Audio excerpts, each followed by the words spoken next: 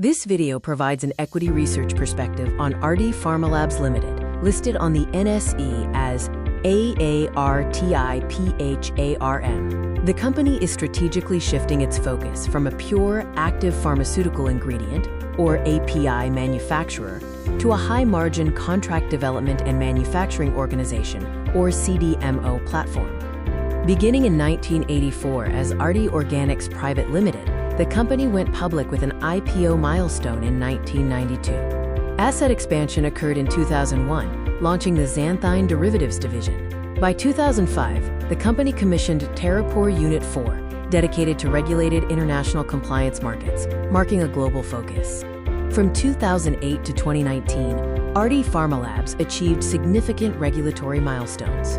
This included US FDA and EU GMP inspections, oncology validation for anti-cancer intermediates like bicalutamide, and scaling up with a dedicated caffeine facility. The company maintains a flawless regulatory history with 0 warning letters. The strategic demerger and listing spanned 2021 to 2023. Corporate reshuffling led to the renaming to Aarti Pharmalabs Limited. The NCLT approved the demerger in September 2022.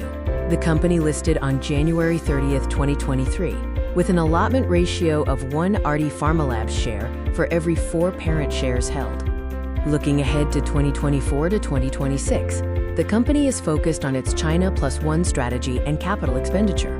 Key milestones include commissioning a solar power project, securing an upgraded CRISIL AA NASH/stable rating, and completing Phase 1 of the Italy Greenfield site. It is currently awaiting commercial scale to improve asset turnover. The Indian pharma and API sector benefits from the China Plus One macro tailwind, with global firms diversifying supply chains to India.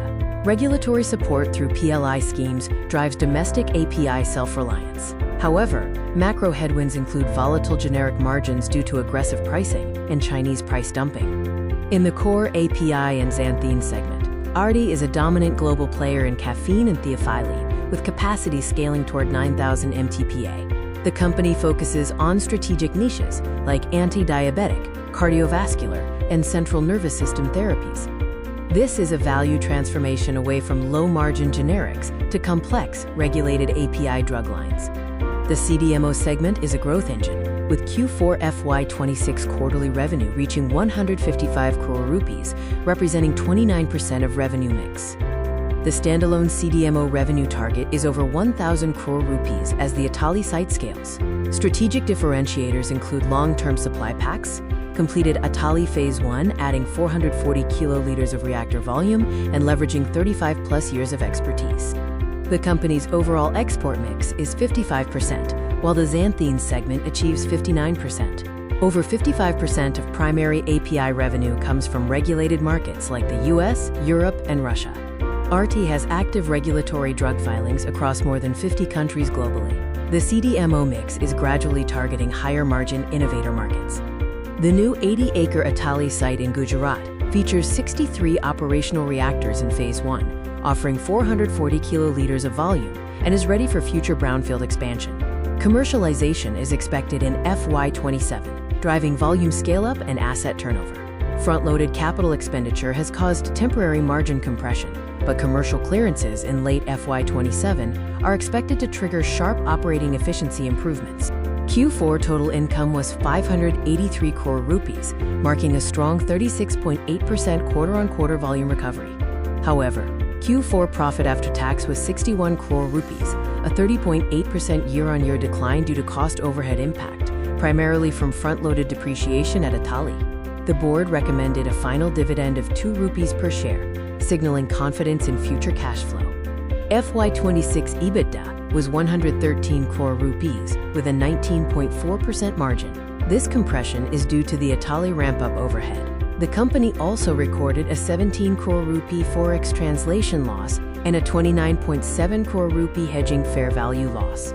These headwinds, including depreciation and hedging losses, are temporary and are expected to normalize with Italy commercialization and hedge rollover in FY27. Aarti Pharmalabs maintains a conservative capital structure with a low debt-to-equity ratio of 0.21 times, which is top quartile for Indian pharma midcaps. Capital expenditure is self-funded by reliable operational cash flow from legacy facilities, avoiding equity dilution. This strong financial flexibility provides a cushion against sector down cycles.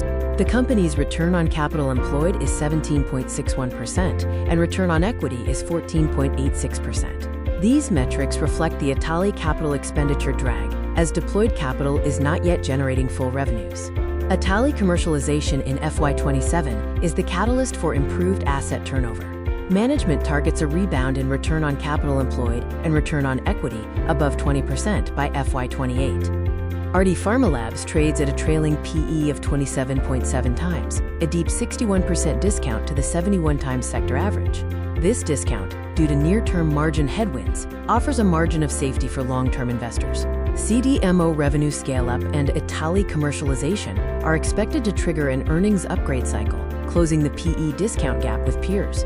Key risks include high regulatory risk from adverse US FDA inspection outcomes, which could disrupt export-facing units. Medium risks are currency hedging volatility and commodity dumping by Chinese API players, which could delay margin recovery.